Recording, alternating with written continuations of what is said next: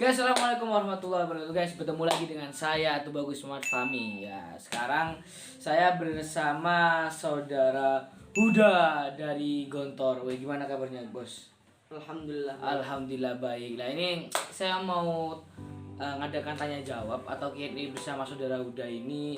Kan kebetulan nih kemarin saya itu menjabat sebagai bagian perpustakaan dan dia ini sebagai Mabikori bagian kepramukaan. Tapi ternyata dapat selang beberapa hari kita ini di reshuffle, kita ini diubah, tukar bagian, saya di pramuka dan dia di bagian perpus. Nih saya mau tanya sama saudara Uday, gimana sih perasaannya ketika saudara ini di reshuffle ke perpus, karena kan sebelumnya udah di booking sama Ustadz Koidi dan sama Pondok kalau antum ini di bagian pramuka.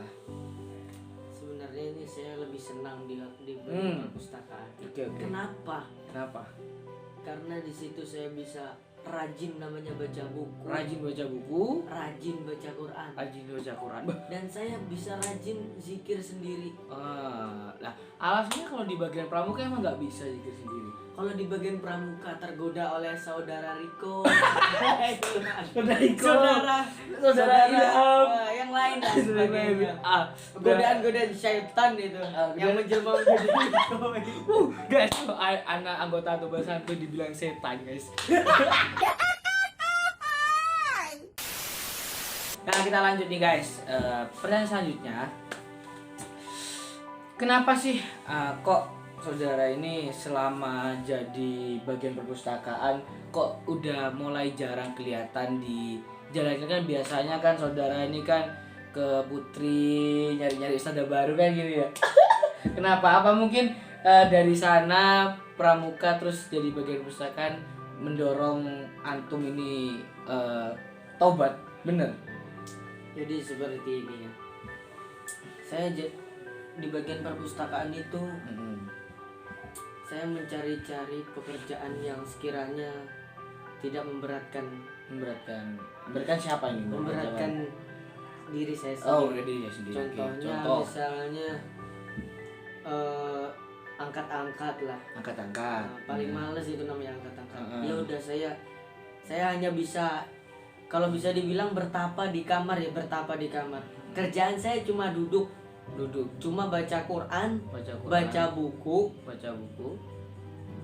main HP. Beda itu aja. Nah, gini, kan dipermasalahkan tuh gini.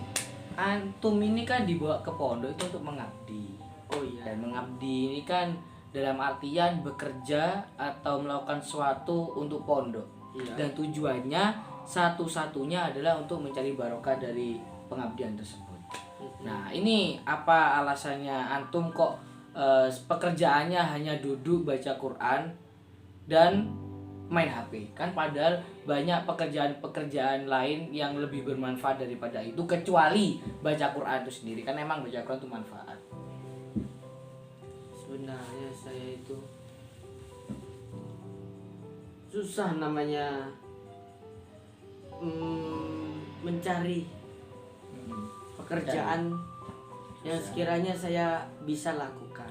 Loh, emang diri antum sendiri nggak tahu aneh ini bisa apa? Masa nggak tahu? Saya hanya bisa diam. Oh my god, saya juga tahu diam. Ternyata dia hanya tahu diam. Jadi dia di situ hanya masuk kayak tikus, nyuri makan udah keluar balik lagi ke rumah. Gitu. Udah nggak apa-apa kan? Lanjut gini.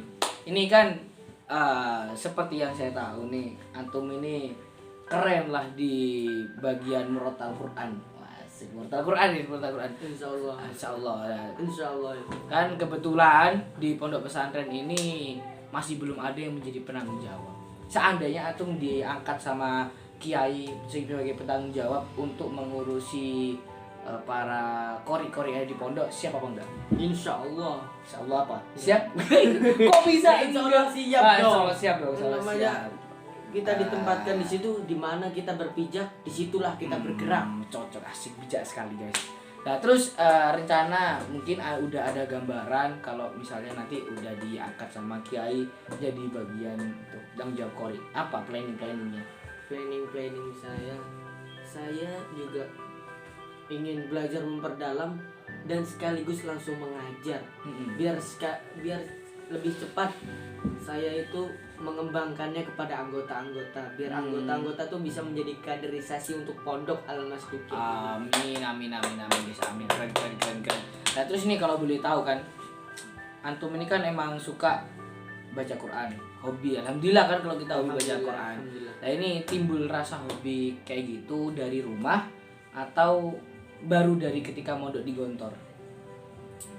Saya itu hobi baca Quran dari kecil. Tapi dari SD saya itu kenal namanya warnet. Yang namanya game dulu tuh yang viral dulu ketika tahun-tahun ketika SD saya itu.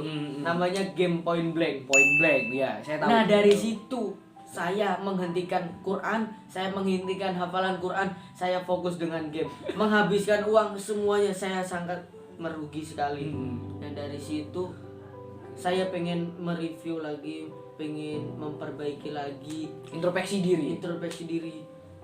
Ya, dari situ saya pengen lebih meningkatkan, memperdalam ilmu Al-Quran. Alhamdulillah. Saya ingin lebih banyak berpengalaman dalam bidang Al-Quran, dalam bidang tafsir, dalam bidang mengaji lah. Nah ini pesan bagus nih buat para teman-teman yang lagi kecanduan ataupun mau kecanduan masalah game, apalagi game online. Mungkin ketika zamannya Ustadz Huda ini kamu juga. Ya kita. Zamannya kita ini mungkin ketika itu masih game online di warnet ya, tapi sekarang kan udah banyak gadget, banyak sosial media, hanya sekedar lewat ini nih kita bisa kecanduan. Seperti yang kita kenal apa sekarang? Mobile Legend, PUBG, COD, Free Fire, dan lain-lain. Jadi itu teman-teman, jangan sampai kecanduan. Ingat, kita masih ada Al-Quran yang lebih bermanfaat dan akan membawa kita, menolong kita nanti ketika di yaumil akhir. Amin. Nah sekarang gini nih, Ustadz saya mau tanya lagi juga. Emang bakat suara antum ini kan enak nih. Nah ini emang baru belajar lewat privat, les gitu, atau memang udah dari lahirnya udah seperti itu, atau memang ada keturunan Qori? Sebenarnya saya ini dari kecil itu memang suka mendengarkan lantunan ayat suci Al-Quran. Dan sebelumnya itu orang tua saya tuh pernah jadi qori di Kalimantan, di rumah. Tapi ketika itu orang tua saya mengabdi kepada nenek saya yang sakit, akhirnya dia berhenti dalam bidang qiraah. Terus dia akhirnya menikah dan mengeluarkan dan menghasilkan saya. Menghasilkan saya dan alhamdulillah turunnya ke saya. Sedikit demi sedikit. Dari situ saya meningkatkan dari kecil, alhamdulillah meningkat. Alhamdulillah ya bisa, alhamdulillah. Insyaallah. Ini kalau boleh tahu, ini kayaknya menarik kalau kita bahas nih. Ini gimana sih pendidikannya orang tua di rumah? Kok sampai bisa seperti ini? Pendidikan orang tua di rumah tuh gimana kok bisa sampai bener-bener hobi, cinta kepada Al-Quran? Sampai tiap waktu disempatkan baca Quran gitu loh. Ini buat salam buat para kaum milenial. Sebenarnya saya itu hobi, tapi dikarenakan saya itu kecanduan yang namanya game online di warnet. Akhirnya saya tuh lebih dipaksa lagi untuk menghafalkan. Kalau dulu kan cuma hanya mengaji. Nah, ketika saya kecanduan game online di warnet itu, saya tuh malah dimasukkan ke pondok tahfidz yang namanya sekarang itu bisa dibilang cabangnya dari Darul Quran Ustadz Yusuf Mansur itu. Dan alhamdulillah saya bisa menghafalkannya beberapa juz, dan sampai situ saya bisa menghafalkan banyak ya, alhamdulillah. Kira-kira udah berapa juz sekarang? Kira-kira ya berjus-jus lah. Berjus-jus. Iya. Oke. Saya nggak bisa mengungkapkannya Ya. karena saya merasa masih kurang lah. Oke, ini emang privasi ya. Privasi. Kalau kita umbar-umbar takutnya dibilang ria atau sombong, malah amal kita, ibadah kita bisa nggak diterima kalau gitu. Oke, bisa kita terima.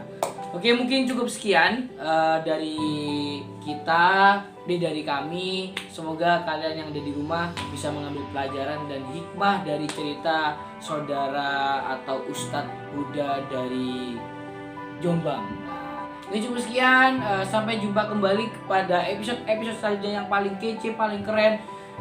Akhirnya, wassalamualaikum warahmatullahi wabarakatuh.